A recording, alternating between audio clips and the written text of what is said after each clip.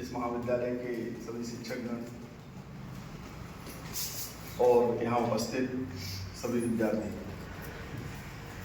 सर्वप्रथम मैं सावित्रीबाई फूले, देवी सावित्रीबाई फूले के जन्मदिन की सभी लोगों को शुभकामनाएं देता हूँ और उनको सादर नमन करता हूँ। साथ ही साथ अभी जो नाटक मंचन हुआ है उससे हमें एक भारत का इतिहास भी देखने को मिलता है कि एक हमारे देश में जो अंधविश्वास, जो सामाजिक कुरीतियाँ रही हैं, उससे हमारे समाज में, हमारे भारत देश में कहीं ना कहीं कई लोगों को यातनाएं सहना पड़ी और कहीं ना कहीं हमारा जो समाज था वो एक अस्थिर समाज की ओर था। ऐसा इस नाटक से भी हमको समझ में आया होगा। जैसे कि आप लोगों को सभी को विदित भी है, इस नाटक को देखते वक्त शायद आप लोगों, जैसा मेरे साथ हो, आप लोगों में से किसी के साथ हुआ कि आंख में आंसू आए होंगे। तो जब इस नाटक को देखने में एक पल के लिए हमारे आंख में आंसू आए होंगे तो उस समय जब इस विचारधारा को समाज में स्थापित किया होगा तब कितनी परेशानियां और कितनी चीजें भुगती होंगी हमने देखा। बहुत सारे नए आयाम हमें देखने को मिले इसमें। उन्होंने सती प्रथा को समाप्त करने के लिए काम किया, मानवता और स्वतंत्रता के लिए तो काम किया ही, सती प्रथा को समाप्त करने के लिए काम किया। वो समय जब पत्नी को पति की मृत्यु के बाद जला दिया जाता था तब उन्होंने उनका अंतिम संस्कार करना एक नई प्रथा चालू की, जहां महिलाओं को मानव तो नाम दिया, उसके कारण हम आज उनकी पूजा कर रहे हैं। लीग से अलग काम करना के लिए चुनौती और साहस की जो जरूरत, ये जो आवश्यकता दिखाई देती है वो हमें दिखाई, उन्होंने दिखाई।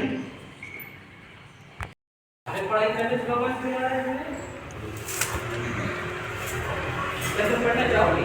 हाँ, मुझे भी पढ़ना है, पर लेकिन अब मुझे पढ़ाएगा कौन? मैं पढ़ाऊंगा। जब तुम मुझसे पढ़ोगी, क्या सच्ची? मैं भी पढ़ सकती हूँ। मैं जरूर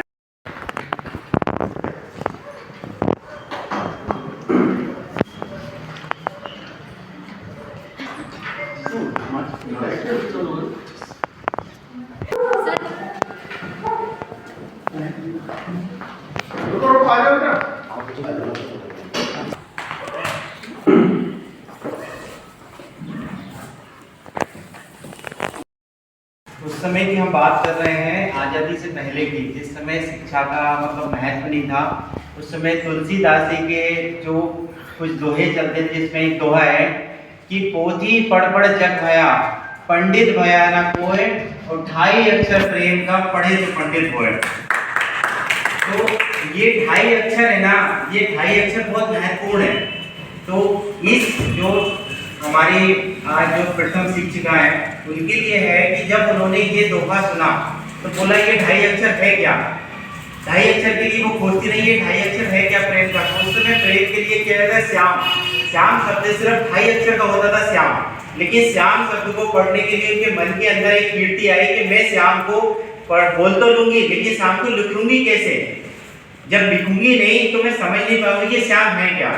गीता भी लिखी गई है, लेकिन गीता तब पढ़ सकते हैं जब उसका हमें पढ़ना आएगा, क्योंकि गीता भी इस तरीके से लिखी। जो कुछ दोहे चलते हैं जिसमें एक दोहा है कि पोथी पढ़ पढ़ जग भया, पंडित भया ना कोय, और 2.5 अक्षर प्रेम का पढ़े तो पंडित होए।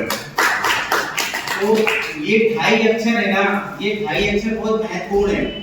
तो इस जो हमारी आज जो प्रथम शिक्षिका है उनके लिए है कि जब उन्होंने ये दोहा सुना तो बोला ये 2.5 अक्षर है क्या। 2.5 अक्षर के लिए वो खोजती नहीं है 2.5 अक्षर है क्या प्रेम का। उस समय प्रेम के लिए क्या कहता है, श्याम। श्याम शब्द सिर्फ 2.5 अक्षर का होता था, श्याम। लेकिन श्याम शब्द को पढ़ने के लिए उनके मन के अंदर एक कीर्ति आई कि मैं श्याम को बोल तो लूंगी, लेकिन श्याम को लिखूंगी कैसे। जब लिखूंगी नहीं तो मैं समझ नहीं पाऊंगी कि श्याम है क्या। गीता भी लिखी गई है, लेकिन गीता तब पढ़ सकते हैं जब उसका हमें पढ़ना आएगा, क्योंकि गीता भी इस तरीके से लिखी गई कि एक कहा जाता है कि जितनी बार भी भागवत गीता को पढ़ोगे आप, जितनी बार रामायण को पढ़ोगे, हर बार आपको एक नई चीज सीखने के लिए मिलेगी। जो आपने 50 बार भी अगर रामायण पढ़ ली और एक बार दोबारा से पढ़ ली तो आपको एक नई चीज सीखने की मिलेगी। अब एक छोटी सी एक घटना हुई थी उसके अंदर कि जब आजादी का दौर चल रहा था, जो 3-4 साल की रही होंगी, तो उस समय क्या होता था कि लोग पर्चे फेंक के चले जाते थे कि घरों के अंदर पर्चे फेंक देते थे कि अपनी बात बताने के लिए। उन्होंने एक पर्चा उठाया और इस तरीके से वो देखती रही। अब उनको समझ ही नहीं आ रहा था पर्चा क्या है। वो अपने पिताजी के पास गए कि मुझे बताइए कि इस पर्चे में क्या लिखा है। वो भी अनपढ़ थे। कई लोगों से पूछा, लेकिन जो पढ़े हुए लोग थे वहाँ पे ये दलित थी, तो वहाँ पहुँच नहीं पाती थी कि उनसे पूछे कैसे, क्योंकि अगर उनको छू ले उस समय इतना ज्यादा दलित के प्रति भेदभाव किया जाता है कि उनको किसी जो सामान्य कुआं होता था वहां से पानी नहीं भरने दिया जाता था और कई तरीके के भेदभाव किए जाते थे। अब उनके मन में आया कि मुझे पढ़ना है और मतलब जब वो थोड़ी बड़ी हुई 9 वर्ष, तो मैंने बहुत चिंतन मनन करके ही साइन किया था कि ठीक है करने दें। मैं देखकर बहुत प्रसन्न हूँ कि आप लोग ने कितना अधिक प्रयास किया। कॉलेज वालों ने कोई हेल्प नहीं किया एक्सेप्ट माइक और स्पेस। तो इसी तरह का कार्यक्रम यदि चलता था तो कम से कम हम लोग भी थोड़ा सा जानकारी और अपना जन्म उत्सव और 193 जन्म उत्सव हम लोग मना रहे हैं उनका। और जो सावित्री बाई जी थी उसके बारे में जितना हम बोले उतना कम होगा, क्योंकि वो उस जमाने में उनकी शादी 9 साल में हो गई थी और उनका जन्म 1831 में सतारा के स्थान पर महाराष्ट्र में हुआ था। उनकी शादी जिस व्यक्ति से हुआ था वो थे ज्योतिबा फुले और उन्होंने खूब मदद लिया और उन दोनों ने मिलकर 18 स्कूल खोला। सबसे पहले स्कूल तो उन्होंने पूना में खोला और फिर 18 स्कूल उनके अलग अलग ब्रांच में। तो मैं उन दिनों की बात कर रही हूँ जब जिस समय ब्रिटिशर्स का ज़माना था और ब्रिटिशर्स कितने तरह के कुरीति भारत में प्रचलित थी। जैसे कि आप लोगों को शायद पता होना चाहिए कि बंगाल में ये हालत थी कि जैसे ही कोई विधवा हुई उसका सबसे पहले मुंडन करा दिया जाता था। तो ये उन्होंने बहुत ज़्यादा इसका विरोध किया। केवल बालिका बहुत उनका बात मैम ने बताई आज यहाँ पे कि लिंग भेदभाव की जो बात है वह सबसे पहले हमें अपने घर से ही खत्म करनी होगी, तभी इसका कोई एक पूर्णता से निदान हो सकता है। सावित्री बाई कहती हैं कि जितना अधिक जानते हैं आप, जितना अधिक आप जानते हैं उतना ही आप कम डरते हैं।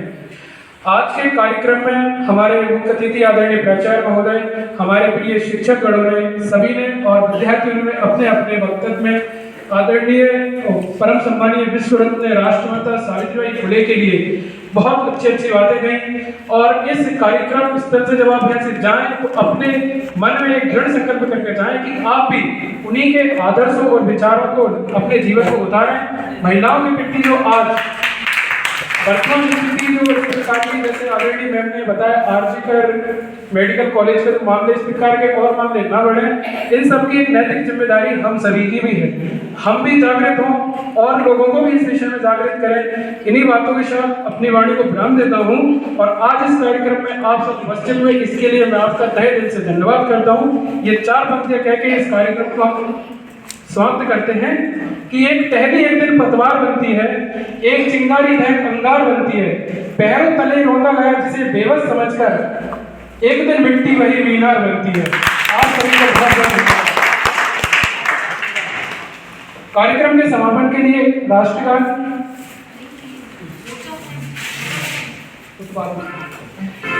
के लिए कृपया सभी पे खड़े हो जाएं।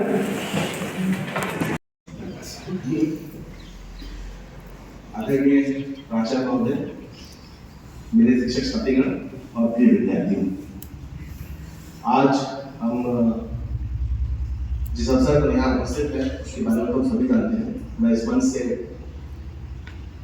माता सावित्री बाई को प्रणाम करता हूँ। उनके बारे में अभी जितेंद्र सर ने बहुत कुछ कहा। अब हम उसको अगर वर्तमान परिप्रेक्ष्य में लेकर आना चाहें, अभी आपने कहानी देखी, कहानी में जो सावित्रीबाई के बारे में बताई गई, इसकी शुरुआत अगर आप देखें तो शुरुआत उस समता की भावना से हुई जो हम सब में होनी चाहिए।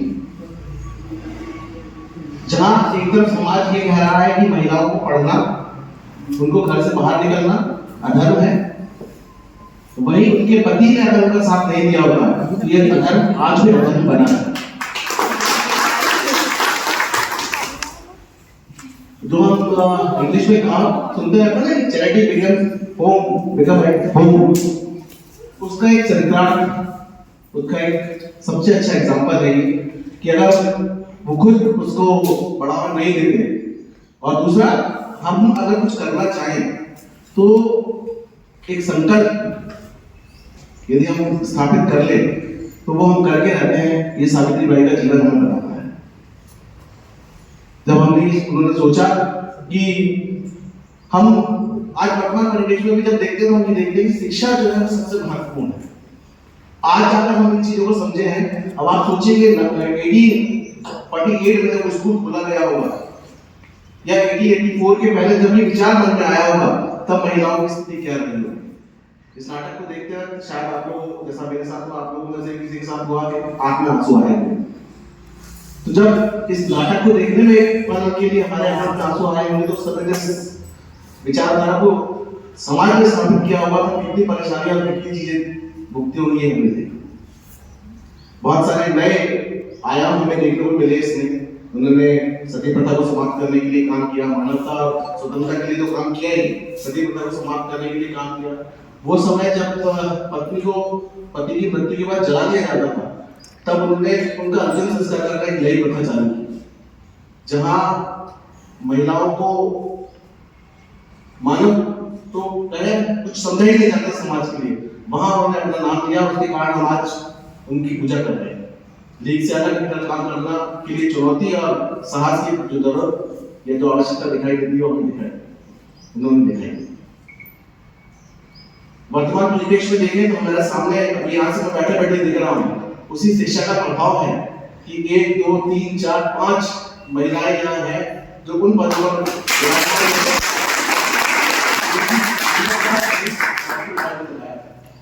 अगर वो ये नहीं करती तो आज ये स्थिति जो हमारे महाविद्यालय में ये स्थिति हमें देखने को शायद नहीं। केवल 3 जनवरी को उनका दिवस मनाना या उनको याद करना केवल एक दिन नहीं बल्कि एक निरंतर कार्य है जो हम सबको करना चाहिए। और हम तो ठीक, लेकिन जिनके लिए उन्होंने काम किया, जिन महिलाओं के लिए, उनका ज्यादा दायित्व बनता है कि वो इस प्रथा को और आगे बढ़ाएं और जिस तरह उन्होंने दूसरी महिलाओं को शिक्षित किया अभी